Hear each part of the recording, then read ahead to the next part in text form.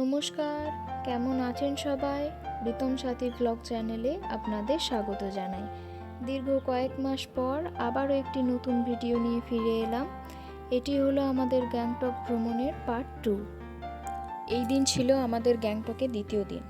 আমরা একদম early morning উঠে পড়েছিলাম আর সকাল সকাল চা বানিয়ে নিয়েছিলাম। যদিও আমি চা খেতে অতটাও পছন্দ করি না, তবে পাহাড়ের ওই শান্তির ওয়েদারে চা খেয়ে আলাদাই একটা মজা আছে। তো চাটা খেয়ে রেডি হয়ে সেই দিনকে আমরা বেরিয়ে পড়েছিলাম নর্থ সিকিম যাওয়ার উদ্দেশ্যে। আমাদের সেদিনকার গন্তব্য ছিল নর্থ সিকিমের ছোট্ট একটা গ্রাম লাচুং। পাহাড়ি রাস্তা ধরে এগিয়ে চলেছিলাম। আর এই ব্রিজটা দেখুন, এই ব্রিজে কিন্তু এক সময়ে একটি মাত্র গাড়ি পেরোতে পারে। বুঝতেই পারছেন পাহাড়ি রাস্তার রিস্ক আছে। রাস্তায় আমরা বেশ কয়েকটি আর্মি ক্যাম্পও দেখতে পেয়েছি। তারপরই ছিল আমাদের একটা ভিউ পয়েন্ট, 7 সিস্টার ওয়াটারফলস। এই যে দেখুন, সুন্দর একটি ঝর্ণা।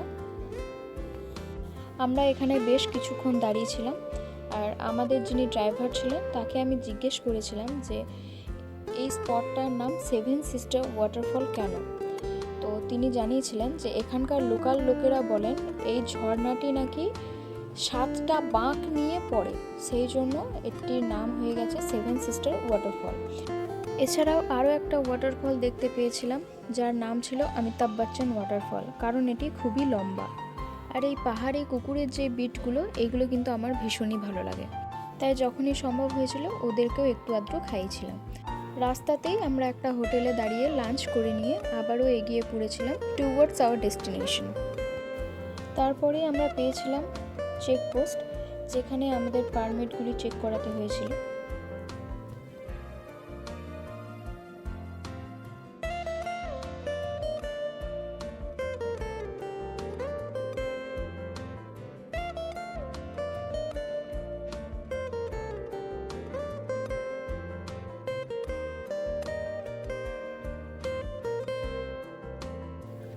ঘন্টার পর ঘন্টা এগিয়েই চলেছি, রাস্তা যেন আর শেষ হয় না। এই যে দেখুন, ওপরের রাস্তা থেকে নিচের গাড়িগুলিকে কি সুন্দর দেখতে লাগছে। আর আমরা ঠিক এই রাস্তাটা পেরিয়েই উপরে উঠেছি।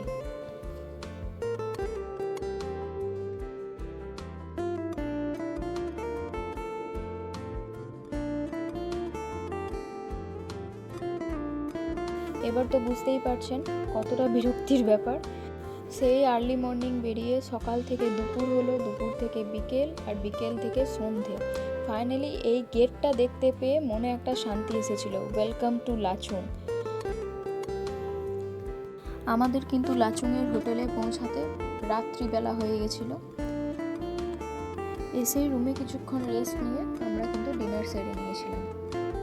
ওই ঠান্ডার মধ্যে এই গরম গরম খাবার পেয়ে যেন মনে হচ্ছে আলাদাই এক তৃপ্তি।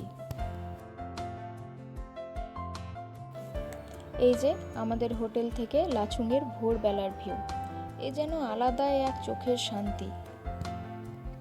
ট্রাস্ট মি, এখানে যাওয়ার পর যে জিনিসটা আমার বারবার মনে হয়েছিল সেটা হলো এখানকার মানুষজন থাকে কি করে। এই লাচুংয়ের ঠান্ডার কাছে তো গ্যাংটকের ঠান্ডা আমার মনে হয়েছিল কিচ্ছু না। মনে হয়েছিল এখানের বাতাসের মধ্যেও যেন অন্য কিছু একটা মিশে রয়েছে।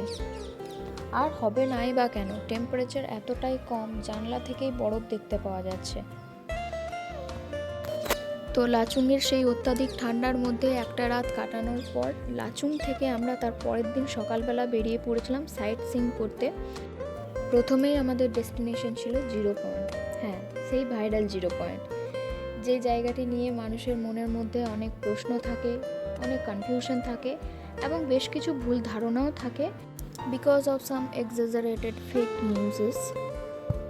To be very honest, zero পয়েন্টে পৌঁছানোর আগে আমার মধ্যেও বেশ কিছু ভুল ধারণা ছিল, যেগুলি ওইখানে যাওয়ার পর ভুল প্রুভড হয়েছিল। যেমন জিরো পয়েন্টে গেলেই শরীর খারাপ হওয়া অনিবার্য, এখানে ভীষণ রকমের শ্বাসকষ্ট হয়, এখানে গাড়ি থেকে নামতেই পারা যায় না, যতটুকু দেখার গাড়ি থেকেই দেখতে হয়, বা যদিও নামা যায়, নামলেও বেশিক্ষণ সেখানে টিকে থাকা যায় না, খুব জোর হয়তো 2 মিনিট। বাট ট্রাস্ট মি, আমরা এই 0 পয়েন্টেই প্রায় 15 থেকে 20 মিনিট ছিলাম। হ্যাঁ, সমস্ত কিছু যে একেবারেই ভুল তা নয়, যেহেতু একটা হাইয়েস্ট পয়েন্ট, অক্সিজেন লেভেলটা ভীষণই কম থাকে, তাই অত্যাধিক পরিমাণে দৌড়ঝাঁপ করা, এক্সাইটেড হয়ে লাফানো, এইগুলো করলে হয়তো আপনার শরীর খারাপ হতে পারে। আর নিঃশ্বাস নেওয়ার ক্ষেত্রে যেটা হয়, সামান্য একটু অস্বস্তি হয়, তবে যাদের ব্রিদিং প্রবলেম আছে, যেমন হাঁপানি, অ্যাস্থমা এই ধরনের অসুবিধা, বা কোনো শ্বাসকষ্টের অসুবিধা যাদের আছে, তাদের একটু অসুবিধা হতে পারে।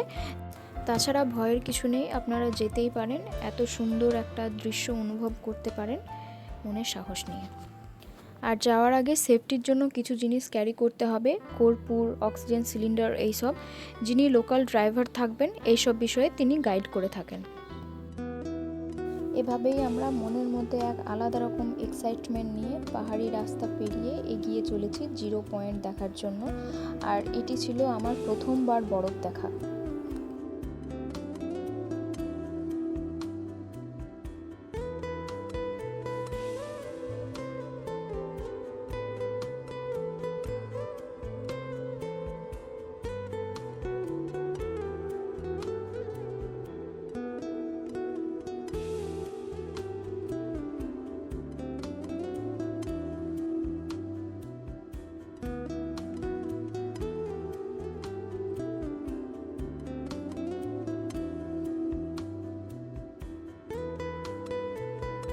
আমরা সিকিমের ইস্ট সাইডেও গেছি, সাউথের দিকে পেলিং, রাবাংলা এগুলোও গেছি, তবে আমার মনে হয়েছে নর্থের রাস্তায় জার্কিংটা একটু বেশি হয়।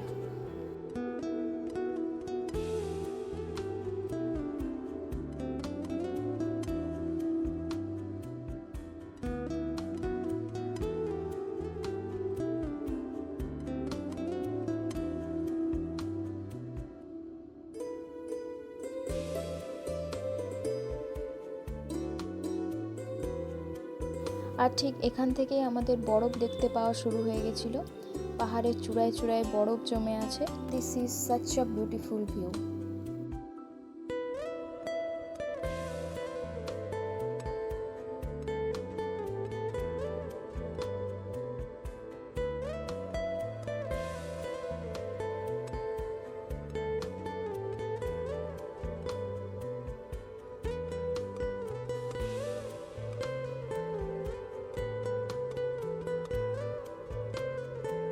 আমরা যত এগিয়ে চলেছিলাম, বরফের পরিমাণ ততই বেশি দেখা যাচ্ছিল।